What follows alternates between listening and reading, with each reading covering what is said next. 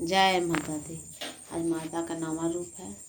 आज माता का त्रयोदशी अध्याय पढ़ेंगे यानी 13वां अध्याय। जय माता दी। प्रेम से बोलो जय माता दी। जो उदय काल के सूर्य मंडल की से काली धारण करने वाली, जिनके चार भुजाएं और 3 नेत्र हैं, तथा जो अपने हाथों में पासा, खंडक, बर एवं अभय की मुद्रा धारण किए हुए हैं, उस शिवा देवी का मैं ध्यान करता हूँ। ऋषि जी कहते हैं, राजन, इस प्रकार मैंने तुमसे देवी के उत्तम महात्म्य वर्णन किया है, जो इस जगत का धारण करती हैं। उस देवी का ऐसे ही प्रभाव हैं। वे ही विद्या उत्पन्न करती है। भगवान विष्णु की माया स्वरूपा उन भगवती के द्वारा ही तुम ये ऐश्वर्य तथा अनन्यास विवेकी जन मोहित हुई है तथा आगे भी मोहित होंगे। महाराज, तुम उन्हीं परमेश्वरी शरण में जाओ। आराधना करने पर वे ही मनुष्य को भोग, स्वर्ग तथा मोक्ष प्रदान करती हैं। मार्कंडेय जी कहते हैं, कौष्टुब्जिक मेधा मुनि ने कवच सुनकर मार्कंडेय जी कहते हैं, कौष्टुब्जी मेधा मुनि ने ये वचन सुनकर राजा सूरद ने उत्तम व्रत का पालन करने वाले महाभाग महिषासुर महर्षि को प्रणाम किए। वे अत्यंत ममता और राज्य प्रहार से बहुत खीन हो चुके थे। महामुनि इसलिए विरल होकर वे राजा तथा वैश्य तत्काल तपस्या को चल गए और वे जगदम्बा दर्शन के लिए नदी के तट पर रहकर तपस्या करने लगे।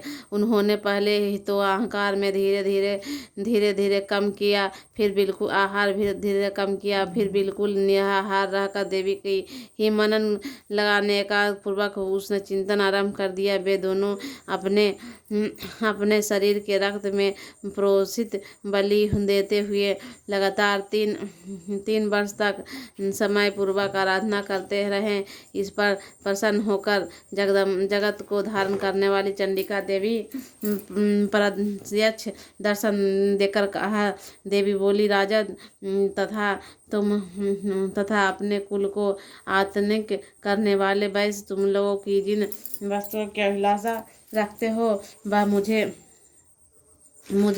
मांगो, मैं संतुष्ट हूँ तथा तुम्हें वह सब कुछ दूंगी। मार्कंडेय जी कहते हैं, तब राजन ने दूसरे जन्म से नष्ट न करने वाला राज मांगा तथा उसने जन्म ही शत्रुओं की सेना को बलपूर्वक नष्ट करते के पुनः अपना राज्य समाप्त कर लेकर वरदान मांगा। वैश्य का चिंता संसार की ओर से खिन्न एवं विरक्त हो चुका था और वे बड़े बुद्धिमान थे। अतः उस समय उन्होंने तो ममता और अहंता रूपा आश्रित नाशक करने वाला ज्ञान मांगा। देवी बोली, राजन, तुम थोड़े ही दिनों में शत्रुओं को मारकर अपना राज प्राप्त कर लोगे।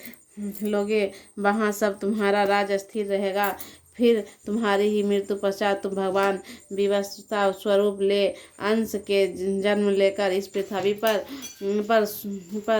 सार्वजनिक मनु के नाम से विख्यात रहोगे। वैसे तुमने भी जिन वर्णों को मुक्त कर प्राप्त करने की इच्छा की है उसे देती हूँ। तुम मोक्ष के लिए ज्ञान प्राप्त होगा। मार्कंडेय जी कहते हैं, इस प्रकार दोनों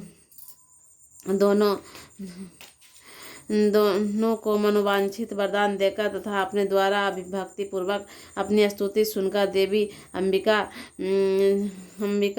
तदंतर अंतर्धान हो गए। इस तरह देवी से वरदान पाकर क्षत्रियों श्रेष्ठ सूर्य से जन्म लेकर वार्ष्णिक नामक मनु होंगे। इस प्रकार श्री मार्कंडेय जी वाराणसी मध्यांतर की कथा में अंतर्गत देवी महामाया में सूरद वैश्य को वरदान नामक 13वां अध्याय पूरा हुआ। जय माता दी।